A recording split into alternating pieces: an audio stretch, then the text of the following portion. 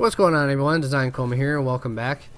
And today's gameplay is me playing some Team Deathmatch on Core with the new Ohm that dropped on the PS4 not too long ago, really. You know, it came out when the DLC came out.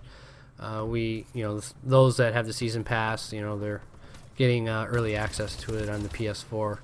So I'll tell you what, you know, this is definitely a weapon that will take some getting used to. It's got a pretty good recoil, so you know it's going to jump around a bit on you, and you're not going to be able to put a foregrip on it to calm it down. You know, you can get a quick draw grip to you know, aim down the sights a little bit faster, but that's about all you're going to get.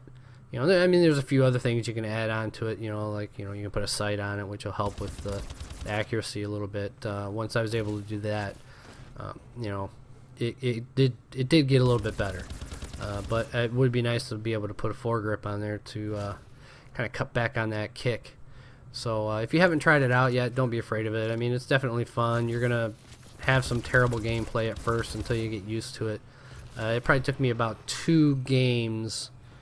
This was probably the 3rd one I played where I finally kind of had the feel for it. So yeah, definitely check it out. It's fun. You know, it's just it's a fun gun to use, you know, once in a while. I've seen a lot of it being used on momentum in the shotgun mode. So yeah, I got some momentum gameplay with that too. The next video I'm gonna post is gonna be some classic mode. Advanced Warfare with the classic mode, no exos, and it was sad. I played terrible. It was just awful, you know. And you're so used to the exo suits. It's probably going to take a little bit of. It would take more than just 1 or 2 matches, but I guess I don't know. I didn't really enjoy it too much. Not simply because I lost, or because I was playing terrible, but I don't know. I just really like the exosuits. So yeah, I'm going to post that video probably Wednesday is when that one will go up. So what I want to talk about tonight is just a couple of random things. Nothing in particular. I did just get done watching the movie World War Z. And for me, and yes, I know it's been out for a while, and wow, it took you that long to watch the movie. But the thing is I don't go to the movies very often. So it was on a pay channel, and we had free preview for the pay channel, so I recorded it on my DVR. So I just got done watching it, and I'll tell you what, the way they portray the zombie apocalypse in this movie is probably the most believable for me. I'm not sure if anybody's seen it, but if you have seen it, maybe you'll understand where I'm coming from. Is that for me, being, you know, I'm into, you know, science and computers and IT and things like that, that, you know, for a zombie apocalypse to happen, this is probably the most believable for me. That it would be spread like some kind of wildfire infection, and it was, you know, it's such a deadly disease that we die, and then instantly the disease takes over, or whatever happens. You know, it turns us into these alternate, you know, creatures. But so yeah, it was probably the most believable for me. In the respect of, you know, the zombie apocalypse, you know, the flesh-eating zombie thing, you know, I mean, that, you know, the flesh-eating part is a little out there, I think, you know, but, you know, hopefully that never happens. but it's definitely an interesting movie. So if you haven't seen it yet, you know, check it out. You know, I know it only got about 3 stars, but give it a chance. You know, you might enjoy it.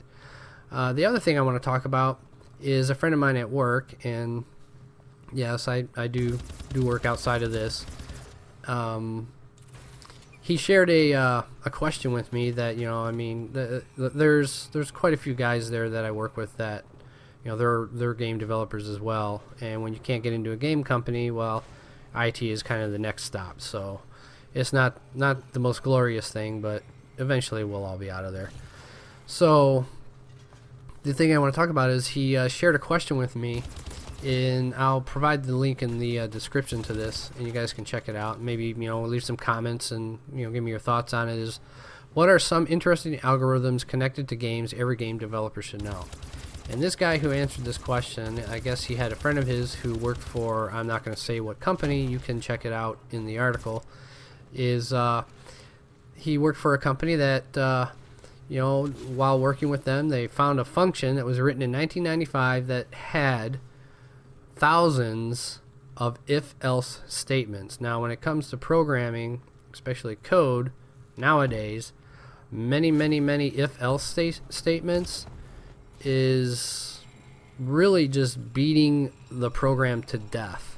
And so, ironically enough, they're still using this. Apparently, according to his accounts, they're still using this algorithm.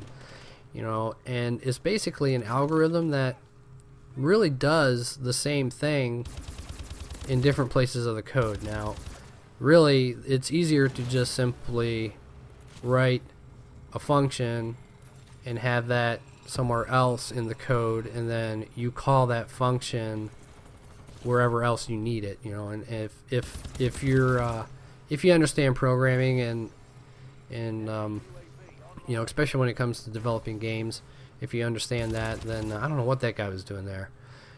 So if you kind of understand where I'm coming from, all those if-else statements will just take so much resources to process, and being able to call it the same function wherever you need to is much faster, and it's definitely much more elegant, and it definitely looks a lot prettier when it comes to looking at the code.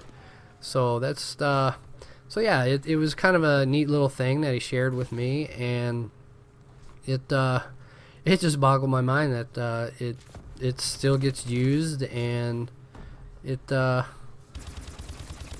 just nuts, when it's just crazy. So that's all I got for you guys. I hope you enjoyed the video. Hope you enjoyed the gameplay with the Ohm, and I even got the ending kill cam in this one, which was kind of cool. I missed that guy quite a few times. So I hope you guys enjoyed the video. Give it a like, give it a share, and don't forget to subscribe. Catch you in the next one.